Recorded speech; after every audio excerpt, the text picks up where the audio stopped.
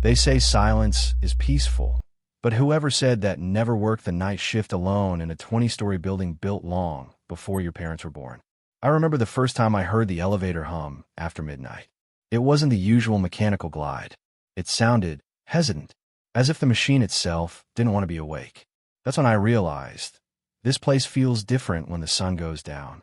My name's Patrick. I'm 29 years old, and I work as a night systems technician at Bracken Tower, a steel and glass giant in the heart of downtown. Most floors are filled with busy people during the day, but from 10 p.m. to 6 a.m., it's just me, and maybe the janitor, though I've only ever caught glimpses of him, mopping quietly. Never says a word. I chose the night shift for the quiet. Less drama. Fewer people. No meetings. Just me, my terminal, and the quiet hum of the servers. That's what I told myself anyway. The building itself is old. One of those places that still smells like paper files and stale coffee, no matter how many times you scrub the floors. The elevators still ding with a mechanical bell instead of a digital chime, and the walls are lined with greenish, dim lighting that flickers more than it should. That night started like any other. I badge in at 9:58 p.m. sharp. Empty lobby. Security guard nods at me without saying a word. I head straight to the elevator, hit floor 14, and lean back. But something was different as soon as I stepped out on my floor. There was a paper on my desk. A single yellowed sheet with crinkled corners, placed perfectly in the center of my keyboard. At first, I thought someone had left a memo or update, but as I leaned closer, I frowned. It wasn't typed or formatted like anything official. The letters were handwritten, a little shaky, like someone had written it in a hurry or with trembling fingers. It read, "Rules for the elevator. 1. Never press the B button.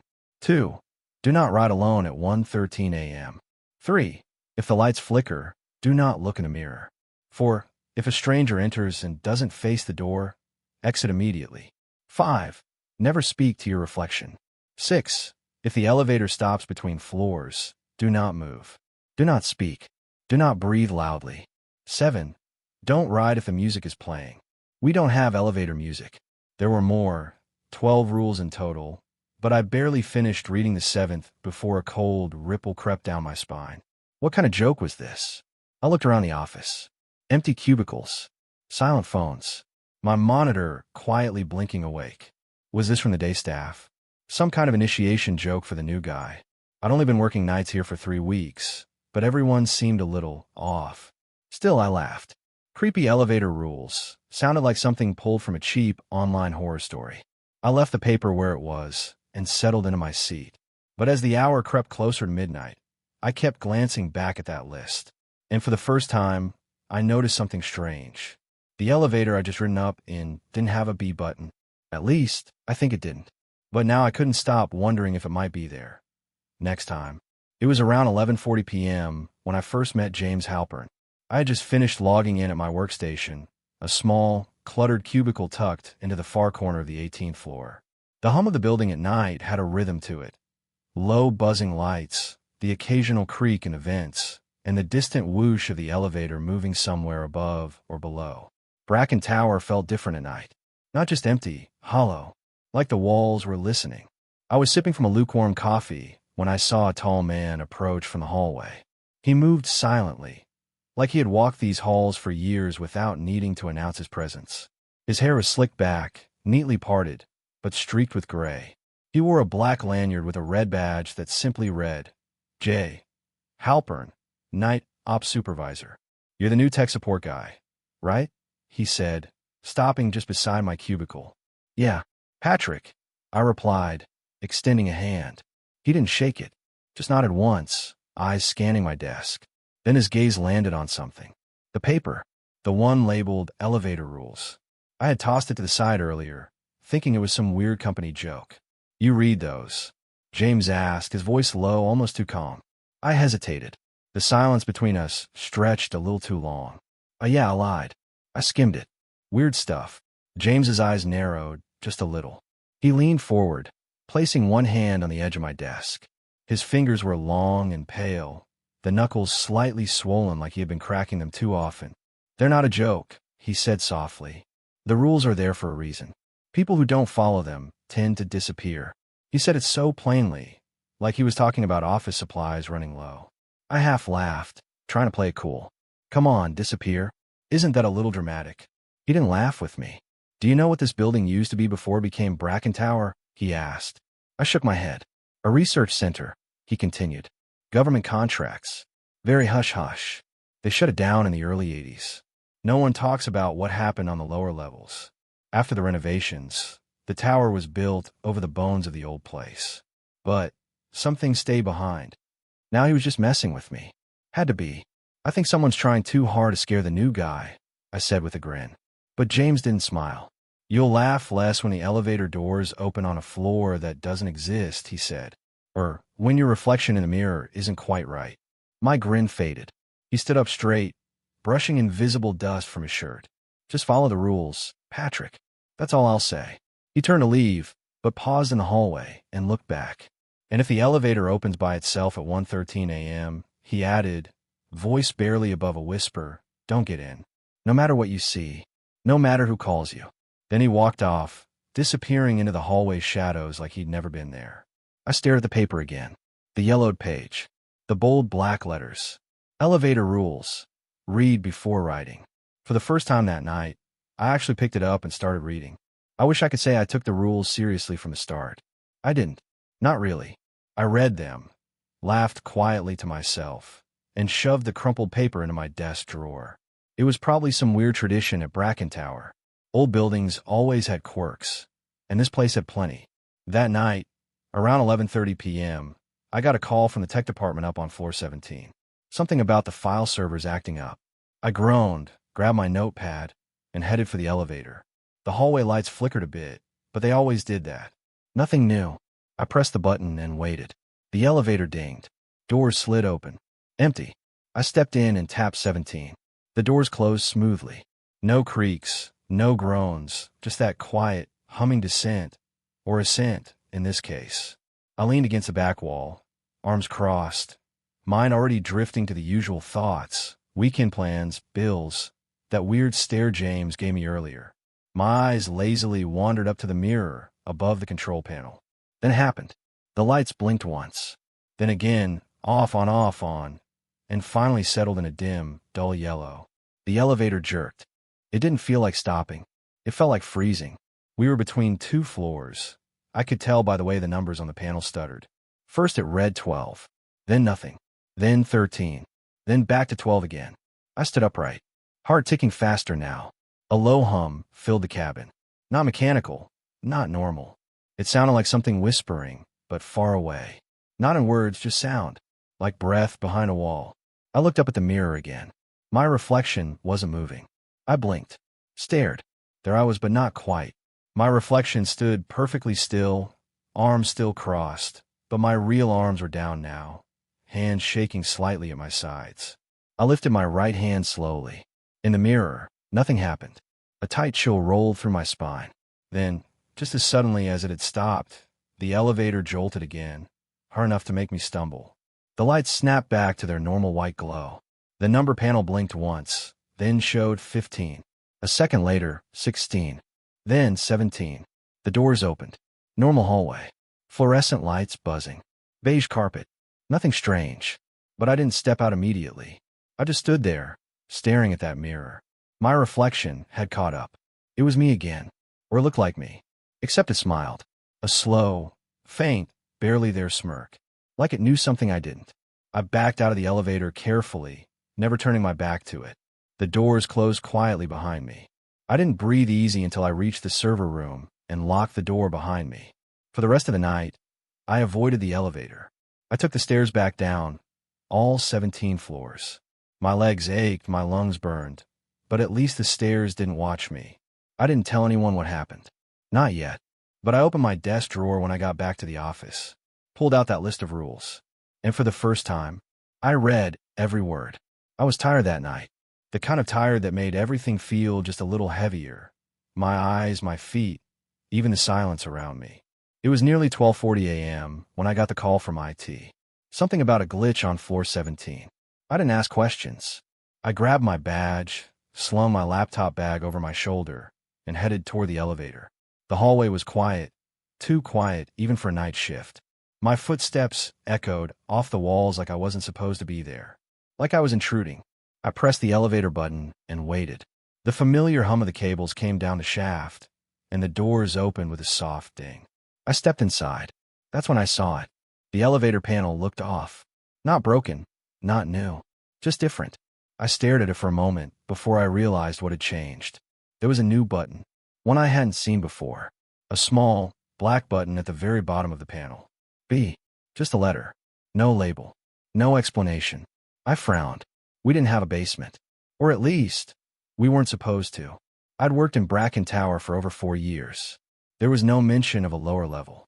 Everything started from floor 1 and went up to floor 28. I leaned in, looking closer. The button wasn't dusty like the others. It looked polished, like someone had been pressing it often. Part of me wanted to ignore it. Just hit 17 and go on with my night. But something about that little black button held me there. Like it was daring me. I don't know why I did it. Curiosity, maybe. Or just stupidity. But I pressed it. At first, nothing happened. The elevator doors stayed open, and I felt a chill creep up my arms. Then they slowly closed. Too slowly. Like the elevator itself was thinking about what to do with me.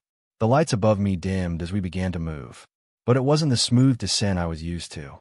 It felt faster. Too fast. Like falling without control. My stomach tightened.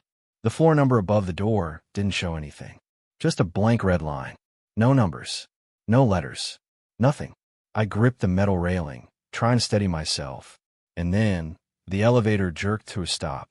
The lights flickered violently. Just for a second, but enough to throw sharp shadows on the walls. In that flicker, I saw something in the mirror to my left. My reflection. Only, it didn't move when I did. It was just standing there, staring back at me. Face blank. Eyes empty. The lights came back. My reflection was normal again, mirroring me like it should have. But my heart was thumping hard in my chest. The doors opened. I wasn't ready for what I saw. A long hallway stretched out in front of me. No sign. No number. Just concrete walls, flickering red lights overhead, and a cold wind drifting out from the darkness. There was a smell in the air, damp metal, mold, and something else I couldn't quite place. Like burnt wires and rotting meat. I stepped 1 foot out. The floor was wet. Something moved at the end of the hallway. I didn't see it clearly, just a blur. Quick, low to the ground. A dragging sound followed it. That was enough for me. I stepped back into the elevator and slammed the 1 button. The doors closed slowly again, like they were reluctant to let me go. The elevator started rising, this time smoother, quieter. When the doors opened, I was back in the lobby. But everything felt wrong. The lights were dimmer. The security desk was empty. And the clock behind the front desk, 1:14 a.m. I had only been gone a few minutes. So why did it feel like I'd been down there for hours? I walked back to my desk, trying to catch my breath. My hand was shaking. I sat down and opened my laptop. The screen took longer than usual to wake up. When it finally did, a message popped up, one I didn't write. Don't press it again. My stomach turned to ice. Because there was no open chat window. No email. Nothing. Just those words, glowing quietly on my screen. I turned toward the elevator at the end of the hallway. Its doors were still open, waiting, and the B button was gone. I stumbled out of the elevator, breathing hard. The door shut behind me with a cold hiss, and for a second, I just stood there, staring at them, half expecting them to open again. But they didn't. The hallway was silent, lit by the same dull, flickering lights that always hummed above my head. Except now. Everything felt wrong. The air was colder than usual. The kind of cold that slips into your skin and makes your bones ache. My hands trembled slightly as I pulled out my phone to check the time. 1:14 a.m. That couldn't be right. I remembered looking at the clock in the server room before getting into the elevator. It was 1:05 a.m. The trip couldn't have lasted more than a minute or two. Yet here I was, nearly 10 minutes later, with no memory of the ride itself. I shook my head and tried to brush it off. Just exhaustion. That's all. Lack of sleep messing with my head. Still, I couldn't stop thinking about that strange floor I ended up on. No signs. No numbers. Just dim red lights, peeling walls, and something moving in the shadows at the end of the hallway. I didn't get a good look. I didn't want to. I made my way back to my desk, hoping to bury myself in work and forget all about it. The computer was still on, the screensaver bouncing lazily across the monitor. I sat down, logged in, and tried to focus on the network diagnostics. But every time I blinked, I saw that long, dark corridor again. Eventually, I got up to grab some water. As I passed by the elevator, I stopped. The mirrored walls inside were catching the hallway light just right, casting a strange glow. I don't know why I stepped closer. Curiosity, maybe. Or maybe I wanted proof that I wasn't going crazy. I stood a few feet away, staring at my reflection. It was me. Same tired eyes. Same wrinkled white shirt. But something was off. I leaned in. My reflection leaned too, just like it should have. But then it didn't stop when I did. I froze. My hand was still. But in the mirror, my reflection's fingers twitched, just a little, like it was trying to get my attention. Or maybe wave. I took a slow step back, and my reflection smiled. I didn't. The smile was small, subtle, almost playful, but it sent a jolt of panic through me. I turned around, heart pounding, and walked away quickly. I didn't look back. I didn't want to. Back at my desk, I tried to convince myself that what I saw wasn't real. Just stress, right? Just another trick of the mind. But deep down, I knew something was wrong with that elevator. And whatever it was, it had seen me. I couldn't sleep the next day. Not because I wasn't tired. I was. My eyes were burning from staring at the dim office lights all night. My fingers still trembled slightly from the elevator ride, even though I kept telling myself it was just a malfunction. But something deeper had settled in me, like a weight on my chest I couldn't push off. That floor, the one with no number. It hadn't been a dream.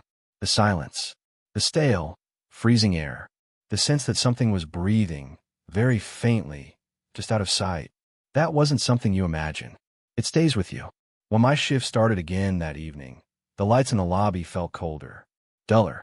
The security guard didn't look up as I walked past his desk.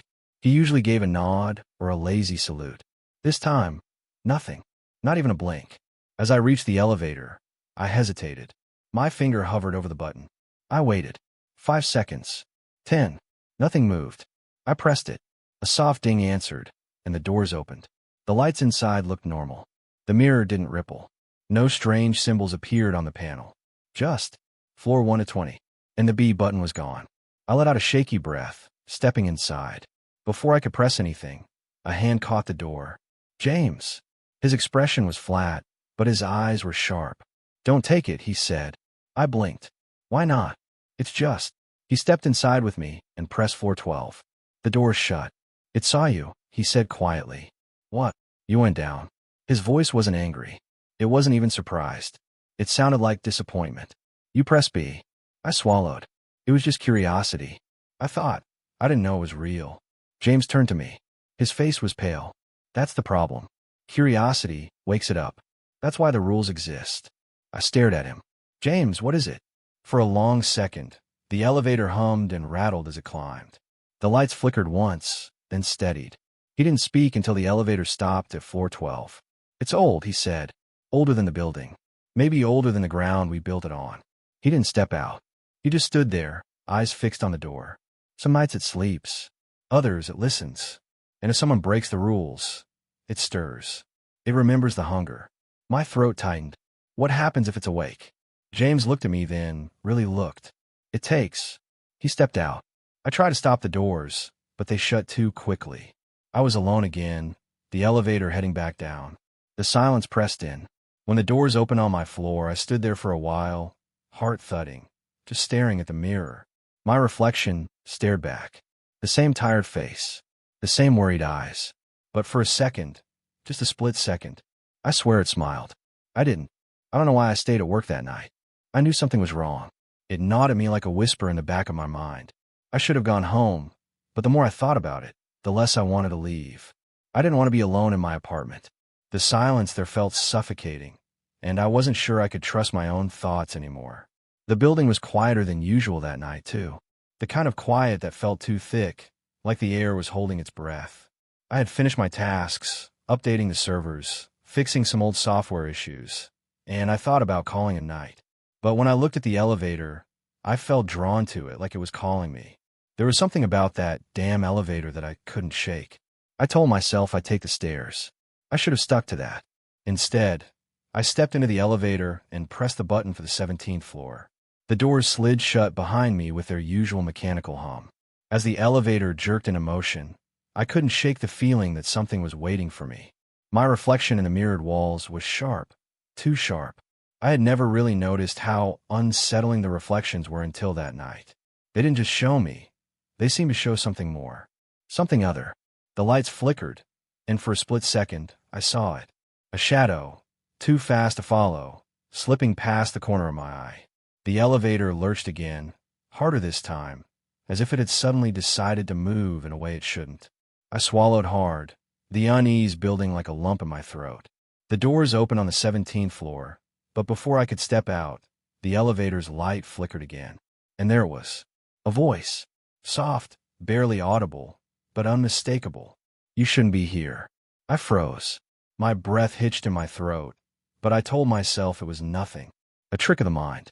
The building creaked and groaned, as it always did. Still, I couldn't shake the words. They hadn't come from the intercom. They hadn't come from anywhere in the elevator itself. It was like the air had whispered them to me, like something had been listening all along. I pressed the button for the ground floor and waited for the doors to close. The reflection stared back at me, its eyes too still, too deep. My fingers tightened around the metal handle. This wasn't just in my head. The elevator descended. I watched the floors change, 16, 15, 14, and then something strange happened. The clock on the wall jumped forward, the second hand moving too fast. 1:14 a.m. I didn't remember the last minute. It had felt like I was stuck in time. The unease that had been gnawing at me turned into full-blown panic. I pressed the button for the lobby again, but the elevator didn't stop. Instead, it slowed down, giving me a jolt of dread that ran through my chest. The lights flickered once more, this time long enough for the elevator to seem wrong. I was no longer on the 14th floor. The elevator doors opened, and I found myself staring at a long hallway I didn't recognize. Cold air rushed in like a breeze from nowhere. The floor was old, cracked, and the walls were bare, except for peeling wallpaper. This wasn't the ground floor.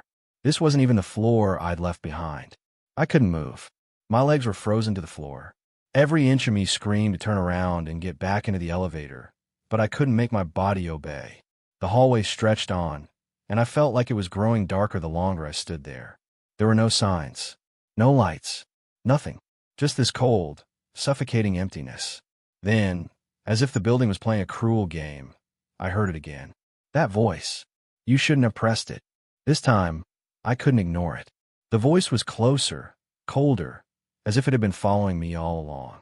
It echoed in my ears, shaking my thoughts loose. I turned back toward the elevator, my hand shaking as I reached for the button.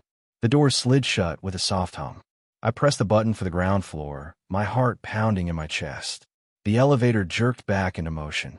But the clock didn't change this time. It stayed at 1:14 a.m. I couldn't explain what happened next. Maybe it was the stress. Maybe I was seeing things. But when the elevator doors opened again, it wasn't the lobby I saw. It was the same hallway, the same cold air, the same dark, empty space. I stepped back, my breath quickening. The elevator doors closed again, but I wasn't alone in there. I saw a figure, just for a second, standing across from me. It was me, or at least, it looked like me, except it wasn't. Its eyes were dark, hollow, and its smile was too wide. I didn't recognize the face staring back at me. I pressed the button for the ground floor again, over and over, but the elevator just shook and descended deeper. Down and down, past floors I couldn't see. The reflection never moved. That's when I realized I wasn't just trapped in the building. The building was trapping me. I didn't know how long I was in there. Minutes? Hours? All I knew was that the elevator didn't stop moving. And the longer it went, the harder it became to remember why I was even trying to escape. I hadn't heard anything from James yet, but I knew.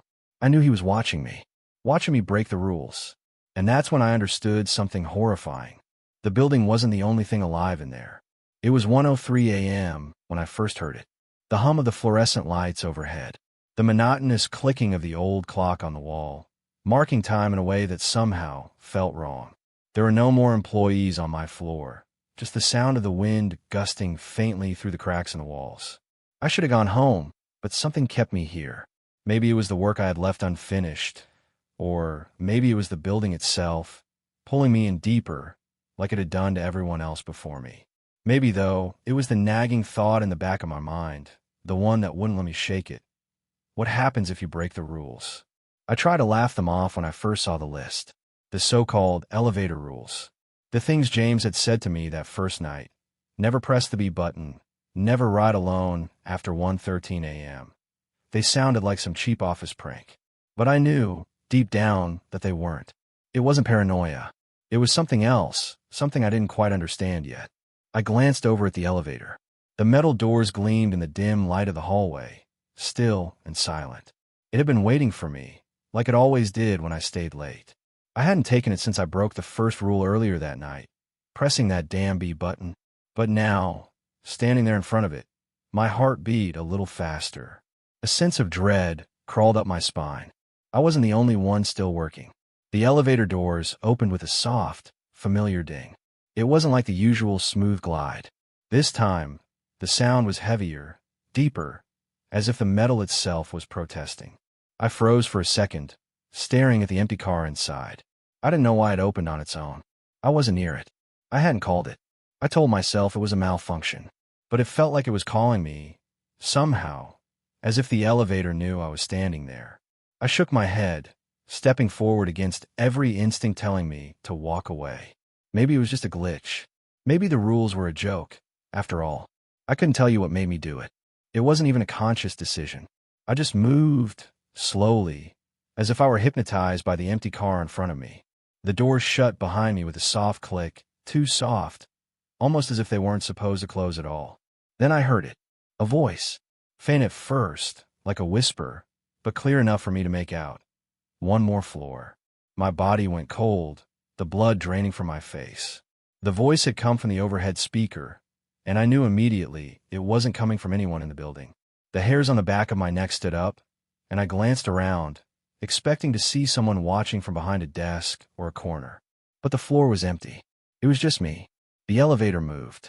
I looked at the buttons, heart racing, as the numbers flickered on the panel. The 1 blinked as if it were malfunctioning, jumping erratically between 1 and 0.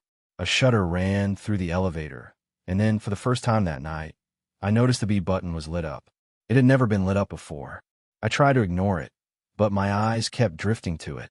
My fingers twitched, tempted to press it again, even though I knew I shouldn't. I could hear my heartbeat in my ears now, louder than anything else. Suddenly, the elevator stopped. The lights flickered, casting strange shadows across the walls. The brief flicker made the moment feel wrong. And then a low, buzzing hum filled the air. The doors opened, and I saw the hall in front of me. It wasn't right. It didn't look like the usual floors of the building. There was no sign, no indication of which floor it was.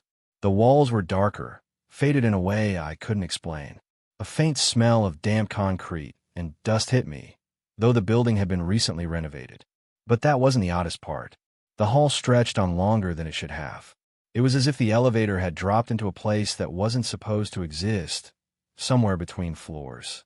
The further I looked, the less I recognized anything. The doors were scarred, chipped, and something about the walls felt off, like they had been there for decades but hadn't aged in a natural way. I stepped out of the elevator, my feet heavy against the floor. My mind was screaming at me to turn around, to get back in, to go back up to safety, but I didn't listen. I couldn't. Not yet. Then I heard it. A soft scraping sound coming from the far end of the hall. I should have turned back then. I should have. But the curiosity, it ate away at me, a voice telling me to keep moving forward. I couldn't see anyone, but the sound was getting louder. The scraping, a dragging sound like something or someone was dragging their feet along the floor. I felt my breath catch in my throat. And then, as if in answer to my fear, a figure appeared at the end of the hall. A man, but not a man.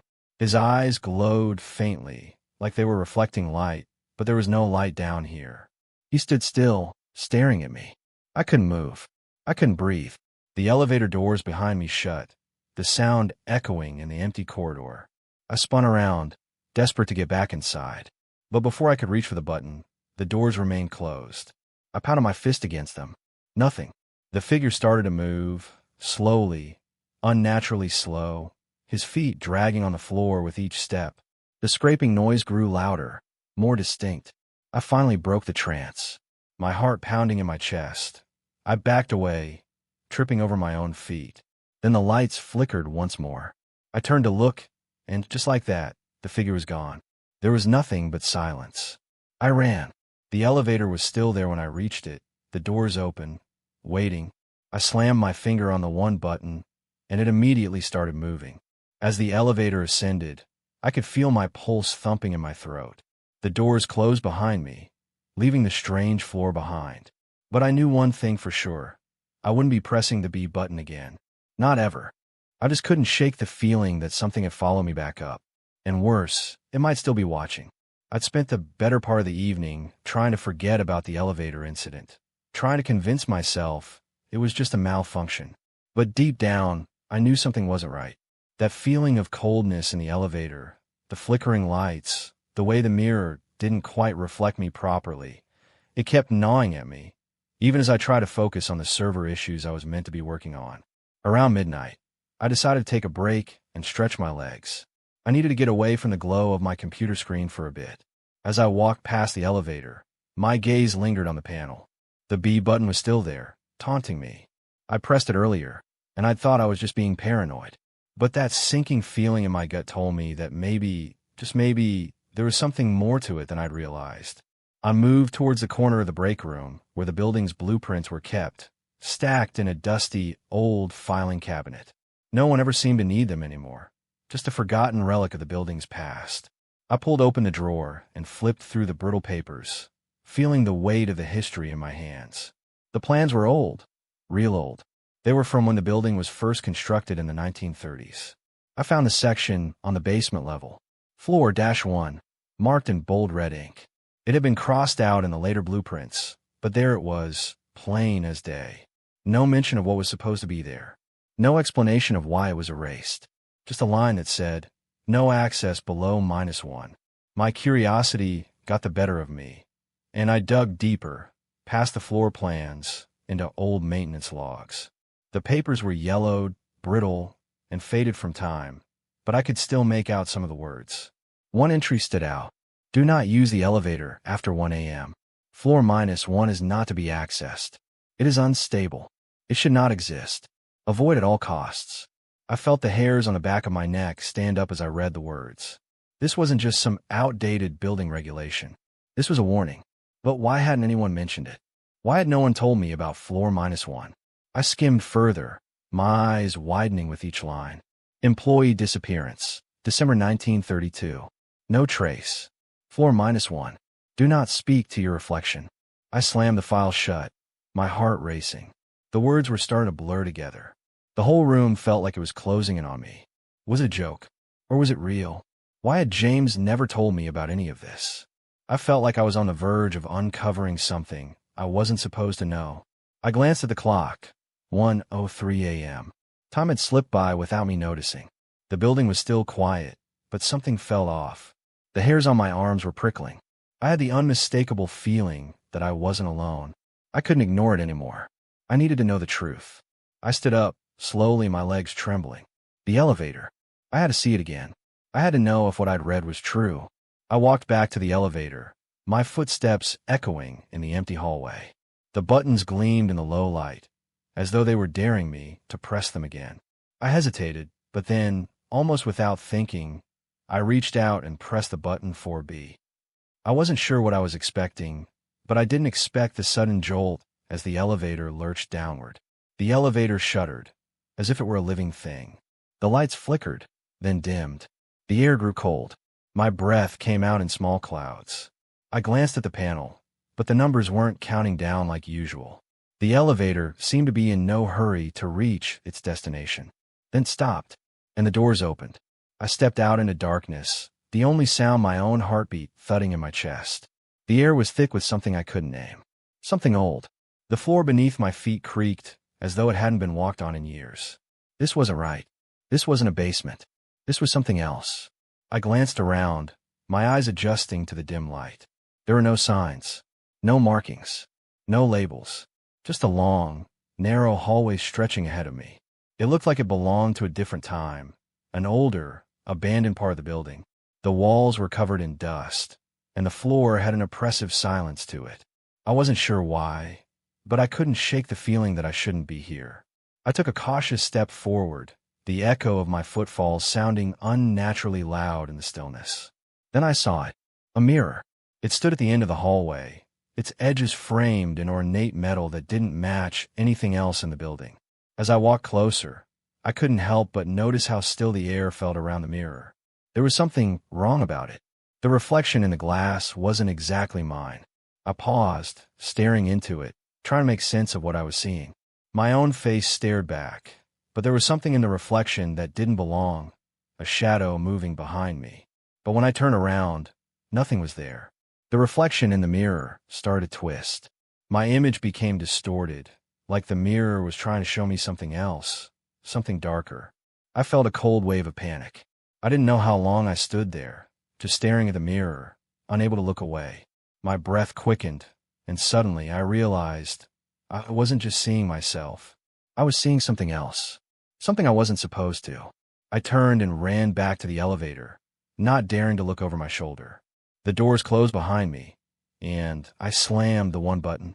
But as the elevator rose, I saw the reflection of the mirror in the door, my face grinning back at me, a smile that wasn't mine. The elevator jolted, and the lights flickered once more. I gripped the rail, heart pounding, as the walls seemed to close in around me. And then I heard it, a whisper coming from nowhere. "You should never have come down here." I couldn't shake the feeling that I was already too far gone, and that whatever I had disturbed, it wasn't going to let me leave. I wasn't sure what I expected when I pressed the elevator's B button that night. Maybe I thought it was some glitch. Maybe I was looking for something, anything, that would explain the odd whispers in the building and the strange occurrences that had been happening since my first shift at Bracken Tower. I wasn't ready for the truth. I wasn't ready to realize that I'd already crossed a line I couldn't uncross. That night, James found me again, but this time he wasn't just the cold, calm supervisor. His usual smile was gone, replaced by something darker. There was a pressure in the air between us, like he'd been waiting for me to make this exact mistake. "You've done it now," he said, his voice almost flat, but with a tightness that made me swallow hard. "You pressed the B button. You shouldn't have done that, Patrick." I stood there in front of him, feeling my heart slam against my ribs. He wasn't mad at me, at least not in the way I expected. He was, how could I put this, serene, as though he already knew what was coming. Like this was something he'd been anticipating for a long time. "I didn't think it was real," I muttered, trying to sound confident. "It's just some old superstition, right?" James didn't answer right away. He just looked at me with those strange, pale eyes of his. His face was unnervingly still, like a man who had already seen everything there was to see. And then, without a word, he slowly walked past me, heading toward the elevator. "Come on," he said, his tone sharp now. "I'll show you." My legs felt heavy as I followed him, but curiosity, damn curiosity, pulled me forward. I knew deep down that I wasn't supposed to go with him, but I couldn't shake the feeling that something bigger than just a job was at stake. Something more dangerous. He hit the down button on the elevator with the kind of precision I hadn't noticed before. The doors opened, and for a brief second, the air around me felt colder. I stepped inside, and the moment I did, I could feel the walls closing in. I wasn't sure if it was just the claustrophobia of the elevator or if something else had changed in the space between us, but I felt trapped in a way I couldn't explain. The elevator didn't move. Not yet. James stood there, his hands folded calmly in front of him, looking up at the numbers above the door. He seemed to ignore me for a moment, and in that silence, the reality of the situation began to settle in. "You know," he finally said, voice barely above a whisper, "there are rules in this building. Rules we all follow." I shifted uncomfortably, the sound of my breath louder than it should have been in the small, cramped space. "You said that already. So what? People just follow these rules because they're scared of some old building superstitions." James's lips twitched slightly, but his eyes never left the numbers above the elevator door. "No, Patrick, it's not superstition. It's survival." I felt my throat tighten as he let the weight of his words sink in. "Survival? What are you talking about?" He turned to me, then, his gaze steady, as though he had been waiting for me to ask. "There's something in the building. Patrick. Something that lives between the floors. Something that feeds on curiosity. You broke the rules, and now it knows you. I laughed, nervously. You're telling me there's some thing in this building, and it feeds on curiosity. James didn't smile. It's not a joke, Patrick. It's been here longer than anyone realizes. We keep it contained, or at least we try. The rules are there to keep it from noticing us. The longer we follow the rules, the safer we are. The moment we stop, we're in its reach. I shook my head, unable to fully process what he was saying. What happens if it notices us? James's lips pressed into a thin line. You don't want to know. Believe me. I thought he was being dramatic, trying to intimidate me. But then the elevator moved. Slowly at first, then with a jolt that made me stumble forward. Where are we going? I asked, my voice shaking slightly. James didn't respond. He just watched the elevator's numbers flicker as they descended. And then, it happened. The elevator didn't stop on floor 13, or any of the other floors I was used to. It just kept going. The numbers kept counting down, further and further than I had ever thought possible. My mind screamed at me to press the emergency button, to get out. But I couldn't move. The pressure in the room was too thick, too heavy. I looked at James, but he wasn't worried. In fact, he seemed completely at ease, as if this was just part of his routine. You've heard the rumors about the basement, haven't you? He said, as if we weren't descending deeper into a place that shouldn't exist. I nodded, my heart racing. Yeah, they say it's off limits. They say no one comes back if they go down there. James's eyes finally moved to meet mine. They're right. The elevator continued to descend, and with each floor, I felt more and more like I was slipping away from reality, like I was falling down some invisible hole. And when I looked at James, I realized something. His face hadn't aged a day in the years he'd worked here. There was something ageless about him. And then I realized the worst part. I wasn't just here because of some silly rule I had broken. I was here because James had been waiting for someone to break it. Waiting for someone to be stupid enough to press that B button. And I had just walked straight into his trap. James turned to me again, his voice low and deadly serious. You need to understand, Patrick. This building doesn't just keep secrets. It keeps us. And once it decides you're part of the story, there's no getting out. I could feel my pulse thundering in my ears now. The elevator slowed to a stop.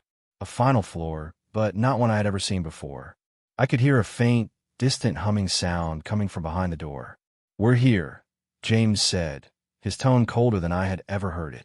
And I knew, without a shadow of a doubt, that I had just crossed a line I could never come back from.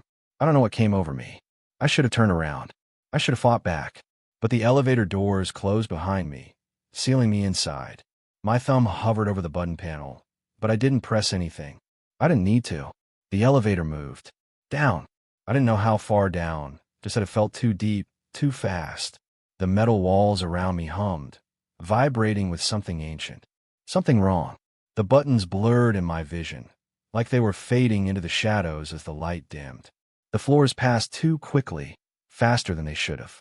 I felt the pressure in my chest, like I was diving into the belly of the building itself. The lights above flickered once, just once, and then the world outside the elevator shaft seemed to shift. The walls creaked, and the floor beneath my feet groaned, like it was about to buckle under the weight of something far heavier than just me. The display panel flickered. Floor -1 blinked, but not as I expected. The numbers didn't glow. They seemed wrong, as if they were burning from the inside. I squinted at it, my breath catching in my throat. It shouldn't have been there. There was no floor -1. Not according to the building blueprints. Not according to anything I knew. But here it was, and it was coming closer. The air grew colder, sharper. My breath fogged in front of me. I wrapped my arms around myself, trying to hold on to some sense of control, but it was slipping fast. The elevator came to an abrupt stop, but I didn't feel it hit the ground. It felt more like we had melted into the space below. The doors opened with a sound like a long, drawn-out sigh. Cold, musty air rushed in, like a forgotten underground room had just breathed its first breath in years. I didn't want to step out. I didn't want to see what was waiting for me, but something pulled me forward. I stumbled out into a long, narrow corridor. The walls were cracked, the paint chipped, and peeling like it hadn't been touched in decades. Fluorescent lights flickered weakly above, casting long shadows that stretched unnaturally. The floor was old, made of some dark stone, and it felt like it was sinking beneath my weight. Every step echoed, but not in the way it should. The sound bounced off the walls in a way that felt wrong, distorted, like I wasn't alone. I looked back at the elevator doors. They were already closing, leaving me in the dark hallway. But as they shut, I swear I saw something move inside. The reflection in the metal doors wasn't mine. It was someone else. Something else. Something I wasn't supposed to. I turned and ran back to the elevator, not daring to look over my shoulder. The doors closed behind me, and I slammed the one button. But as the elevator rose, I saw the reflection of the mirror in the door. My face grinning back at me. A smile that wasn't mine. The elevator jolted, and the lights flickered once more. I gripped the rail, heart pounding, as the walls seemed to close in around me. And then, I heard it, a whisper coming from nowhere. You should never have come down here. I couldn't shake the feeling that I was already too far gone, and that, whatever I had disturbed, it wasn't going to let me leave. I wasn't sure what I expected when I pressed the elevator's B button that night. Maybe I thought it was some glitch. Maybe I was looking for something, anything, that would explain the odd whispers in the building and the strange occurrences that had been happening since my first shift at Bracken Tower. I wasn't ready for the truth. I wasn't ready to realize that I'd already crossed a line I couldn't uncross. That night, James found me again, but this time he wasn't just the cold, calm supervisor. His usual smile was gone, replaced by something darker. There was a pressure in the air between us, like he'd been waiting for me to make this exact mistake. You've done it now, he said, his voice almost flat, but with a tightness that made me swallow hard. You pressed the B button. You shouldn't have done that, Patrick. I stood there in front of him, feeling my heart slam against my ribs. He wasn't mad at me, at least not in the way I expected. He was, how could I put this, serene, as though he already knew what was coming. Like this was something he'd been anticipating for a long time. I didn't think it was real, I muttered, trying to sound confident. It's just some old superstition, right? James didn't answer right away. He just looked at me with those strange, pale eyes of his. His face was unnervingly still, like a man who had already seen everything there was to see. And then, without a word, he slowly walked past me, heading toward the elevator. Come on, he said, his tone sharp now. I'll show you. My legs felt heavy as I followed him, but curiosity, damn curiosity, pulled me forward. I knew deep down that I wasn't supposed to go with him, but I couldn't shake the feeling that something bigger than just a job was at stake. Something more dangerous. He hit the down button on the elevator with the kind of precision I hadn't noticed before. The doors opened, and for a brief second, the air around me felt colder. I stepped inside, and the moment I did, I could feel the walls closing in. I wasn't sure if it was just the claustrophobia of the elevator or if something else had changed in the space between us, but I felt trapped in a way I couldn't explain. The elevator didn't move. Not yet. James stood there, his hands folded calmly in front of him, looking up at the numbers above the door. He seemed to ignore me for a moment, and in that silence, the reality of the situation began to settle in. You know, he finally said, voice barely above a whisper, there are rules in this building, rules we all follow.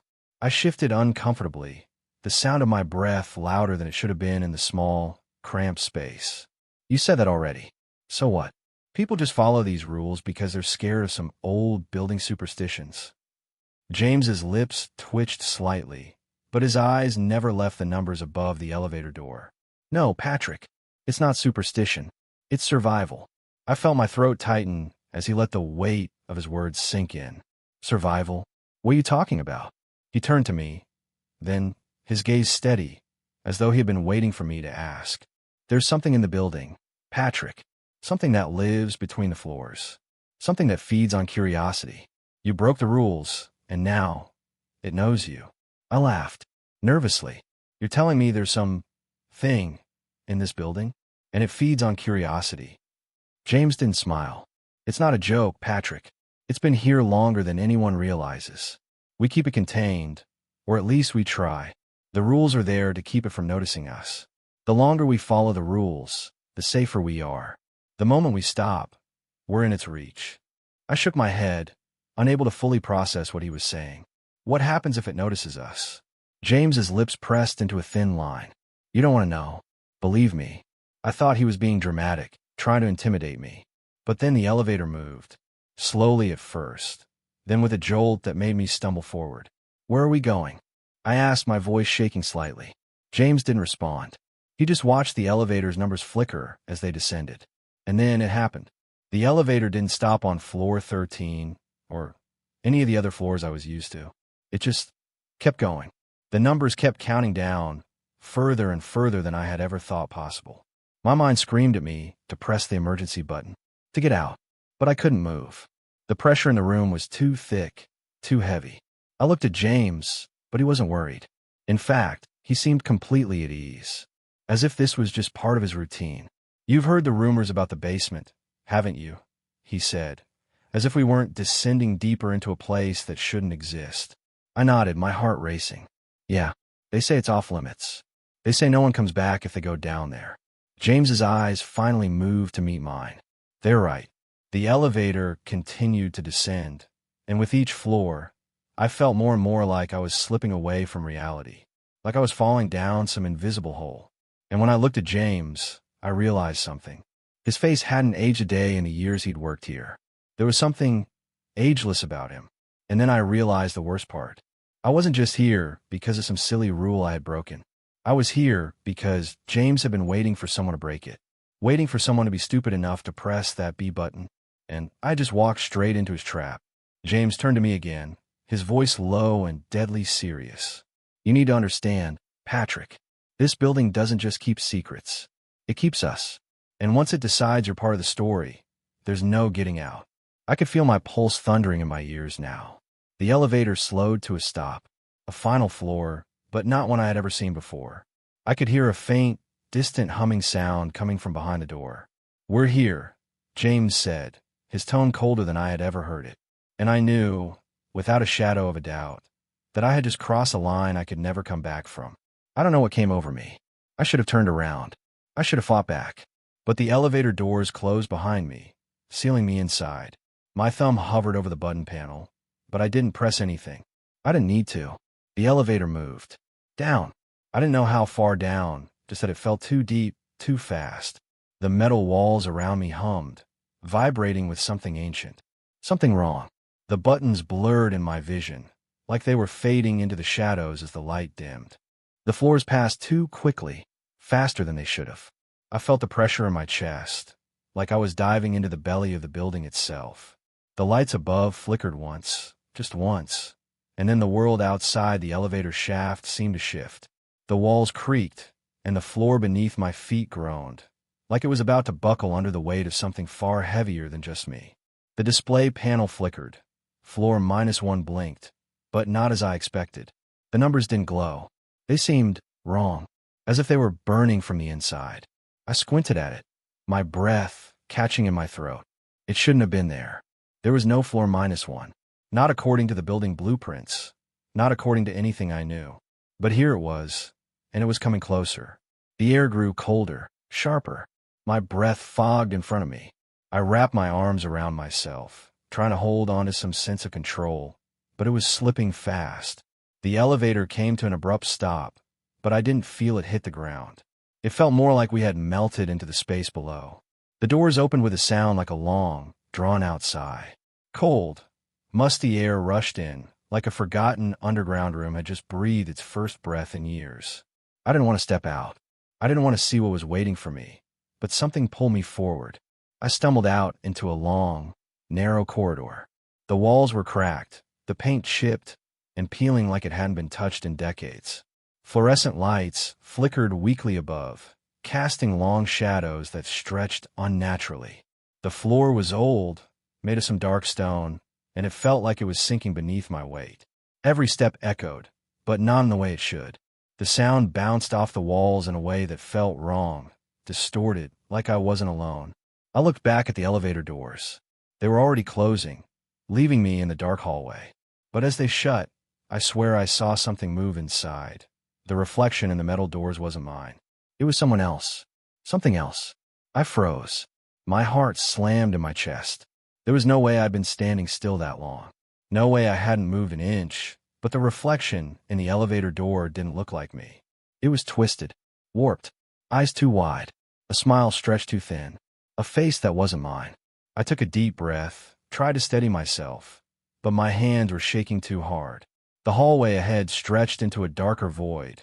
The further it went, the less real it seemed. It felt like it was going on forever, but with no real end in sight.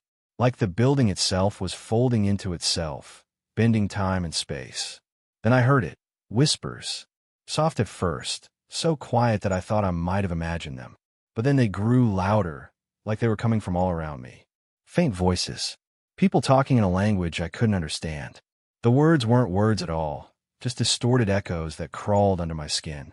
They tugged at my ears, made my thoughts scatter, like I couldn't focus on anything but the sound. I turned around, my pulse hammering, my legs shaking, but the hallway behind me was as silent as ever. The elevator had vanished, gone. It didn't make sense. It should have been there. And then, there was a door ahead of me. It wasn't visible at first. I almost missed it because it blended into the darkness, but when I stepped closer, I could see the outlines of an old wooden door, warped by age, the paint chipped off in places. The handle was rusted, but it looked real, unlike the rest of the hallway. Something about it pulled me in, like it was calling to me. I didn't want to open it. I really didn't. But my feet moved on their own, my body obeying some instinct that I couldn't stop. I reached for the door handle. Cold. So cold. My fingers brushed it, and the moment I touched it, the whispers around me grew louder, sharp. I yanked my hand back, but the door creaked open on its own. Inside was nothing but darkness. But in the dark, there was a shape. A shadow. Something tall. Too tall. It shifted, and I realized it was standing in the center of the room, waiting. I couldn't move. I couldn't scream. I couldn't even breathe. The air in the room was too thick, too heavy. I felt the walls closing in on me, and my heart threatened to burst out of my chest. Then, the thing stepped forward, just one slow movement, and in the blackness I could see its face. Its eyes, deep and hollow, like the reflection I'd seen in the elevator. It spoke in a voice I recognized. You shouldn't have come down here.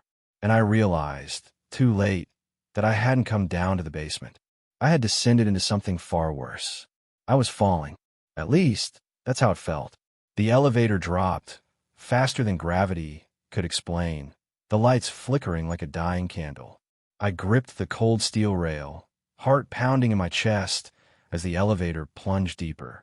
I pressed the button for the first floor, but it didn't stop.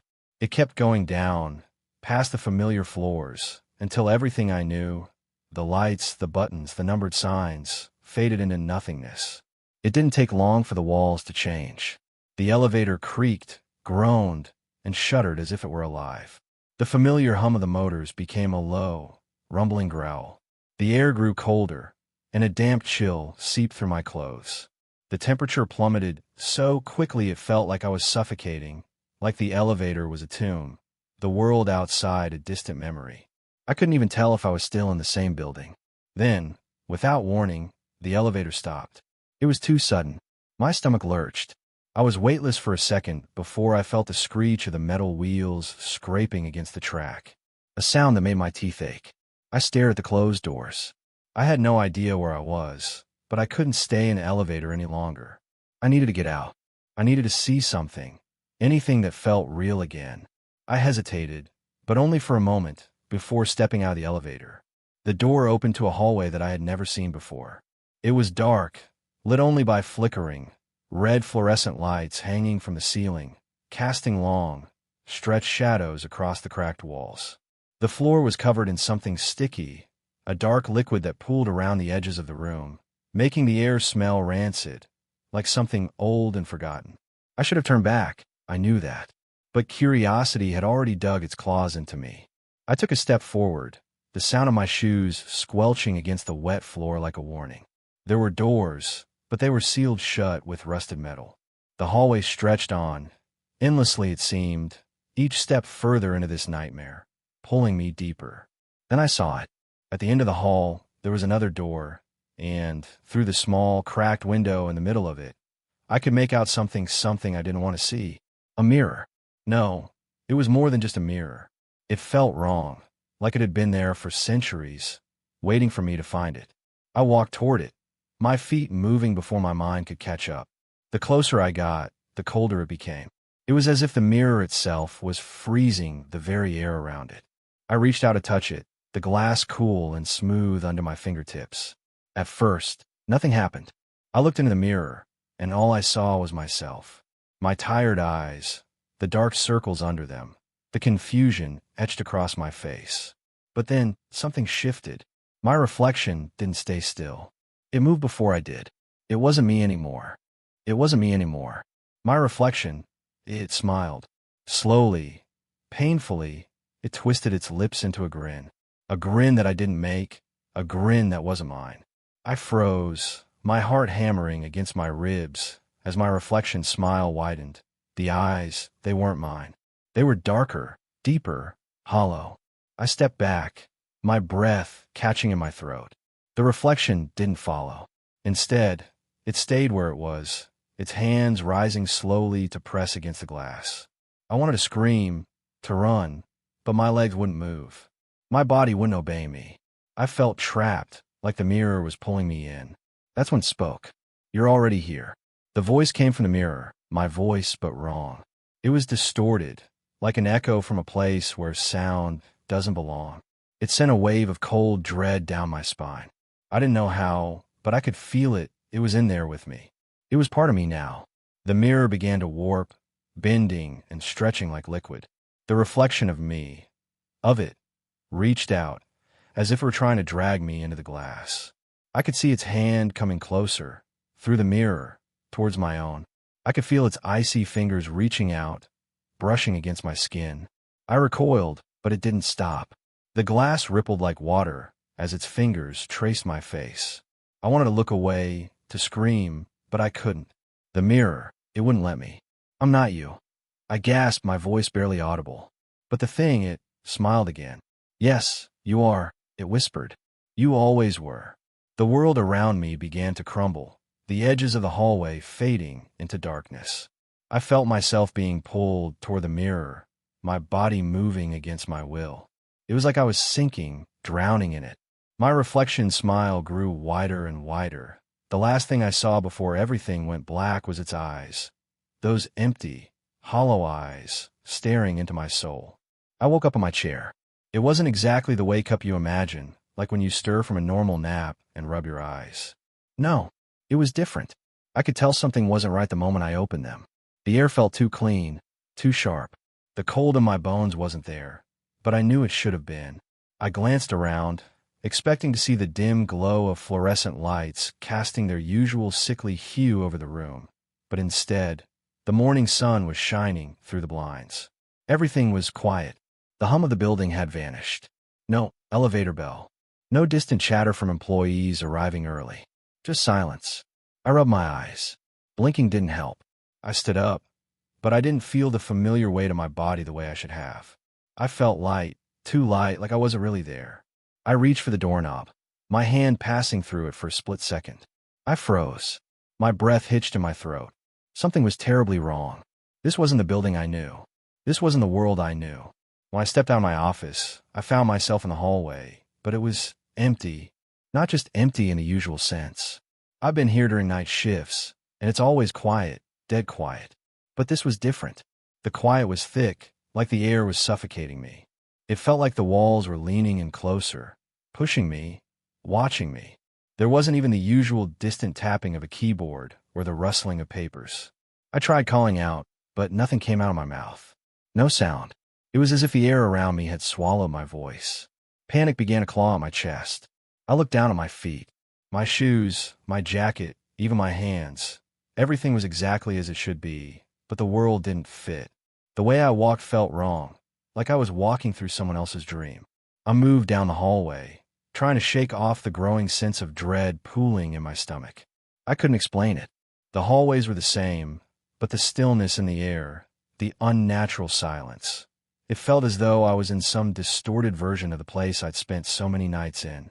It was like I had walked through the wrong door, but I couldn't find my way out. I reached the elevator, and it stood there, doors closed, silent as ever.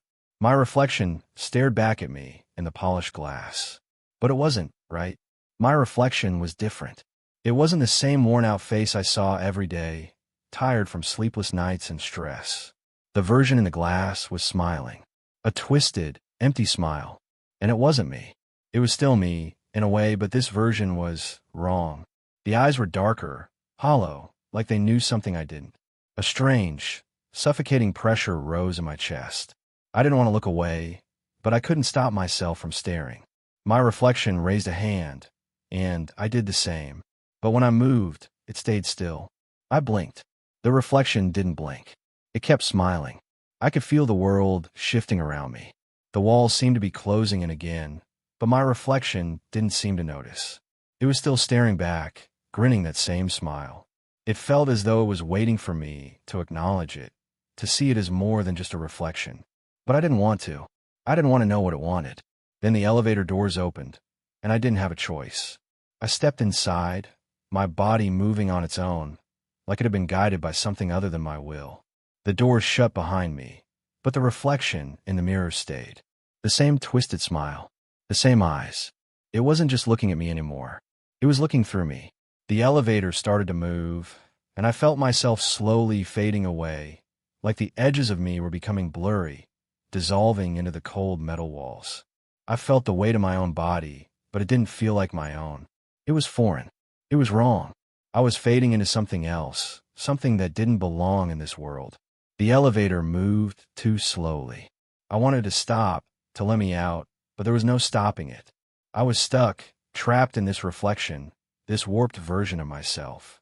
And as the elevator descended, I couldn't shake the feeling that I wasn't going anywhere. I wasn't moving forward. I was moving backward, deeper into whatever place this was, a place where the rules no longer applied, where the reflection of who I was would become the only version left. I reached out to touch the glass, but the reflection didn't reach back. It was already too late. It didn't need to. It was me now, and I was it. And that's when I realized I was already gone. The reflection smiled again, wider this time. It had taken over, and I was nothing more than a faint memory, trapped between the floors of Bracken Tower. I woke up in my office chair. My neck ached from the awkward position I'd slept in, and the dull hum of the fluorescent lights overhead felt normal. It felt almost too normal. I blinked, rubbing my eyes. The clock on the wall said it was almost 9 a.m. Another day, but nothing made sense. The building felt too still, too empty. I stood up, pushing the chair back. My legs were stiff, and for a moment, I wondered if I'd just been in some sort of deep dream. But the unease that crept through me as I looked around was real. I glanced toward the window. It was daylight. The city was buzzing as usual, but the air inside Bracken Tower was wrong. I walked out of my office. I had to get to the elevator. There were things I needed to check, things that felt unfinished. The hallway was quiet, as it always was in the early morning hours. The janitor was nowhere to be seen, but something about the emptiness felt off. It was like the building was holding its breath, waiting for something to happen. When I reached the elevator, I pressed the button, feeling that familiar anticipation as the doors slowly slid open. My reflection greeted me in the polished steel of the elevator doors. It looked like me, same clothes, same tired eyes.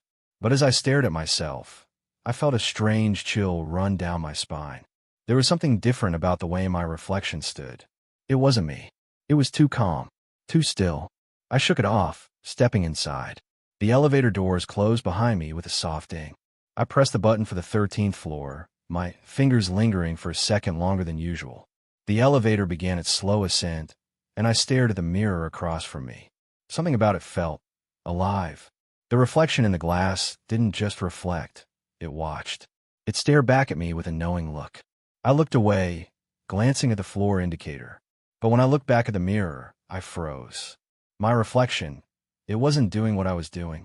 It smiled. I stumbled back, heart racing, palms suddenly clammy. The reflection didn't move like I did. It was just standing there, eyes locked on me, with an unnerving smile stretching across its face. I shook my head, telling myself it was some weird glitch. I had to get out of there, had to get to the 13th floor, where I could convince myself this was all in my head. The elevator stopped at floor 13, and I quickly stepped out, looking back at the now closed elevator doors. But that smile, that haunting, knowing smile lingered in my mind. I couldn't shake it. I walked through the hallway, but something was off. I passed a few colleagues sitting at their desks, but none of them acknowledged me. I cleared my throat as I walked past them, but still, no one reacted. They didn't even look up. It was like I wasn't even there. I stopped in my tracks, my pulse quickening. This wasn't right. The building wasn't this quiet during the day. The silence was unnerving. I spun around, trying to find someone to talk to, but every office I passed seemed empty. Every hallway, every floor, had that same ghostly stillness. I turned back toward the elevator, my feet moving before I could think. As I approached the doors, I felt the hairs on the back of my neck stand up. The reflection inside the elevator was no longer mine. It was someone else's. A figure stood there, pale, wearing the same suit, but the face was different, twisted, hollowed out, eyes empty and black. It wasn't me. I reached for the doors, my hand trembling. The elevator slid open, and I stepped inside. The moment I did, the doors closed behind me with an almost satisfied click. I didn't press any buttons. I couldn't bring myself to. I just stood there, staring at my reflection. Or at least, what used to be my reflection. The figure in the glass wasn't just a reflection. It was alive. It smiled again, that same twisted grin that never reached its eyes. And then the voice came. "You broke the rules." It whispered, its lips not moving, but the words clear in my mind. "You're one of us now." I stumbled back, my heart hammering in my chest. This couldn't be happening. This wasn't real. But the voice, it sounded like mine. It sounded like me. The elevator jolted to a stop, and I braced myself for whatever was coming next. The door slid open, and I stepped out without thinking. The hallway was dark. The lights flickered above me, casting long shadows on the walls. I looked around, but there was no one there. Nothing. Just the empty, hollow silence of the building. And then I saw it. On the glass of the elevator door, where my reflection should have been, it was scrawled in jagged, uneven writing. "You broke the rules. Now you are one." I blinked, and the words seemed to shift, like they were alive, writhing before my eyes. My reflection grinned back at me again. Only this time, it wasn't just a grin. It was me, but not really. It was something else, something darker. I turned and fled down the hallway, but every step I took felt wrong. The air was thick, suffocating. My legs felt heavy, as if the very building itself was pulling me back.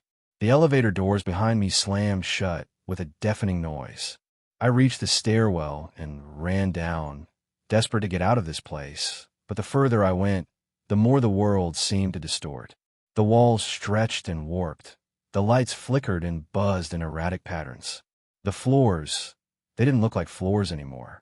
They looked like layers of glass, endless and fractured, all leading to something dark and deep below. I paused at the bottom of the stairwell, gasping for breath, when I saw it again. The reflection. It was behind me, standing just a few feet away, staring at me with those empty eyes. And I realized, with a cold shiver creeping down my spine, that it had never been my reflection to begin with. I was never me anymore. I was one of them now, and there was no going back.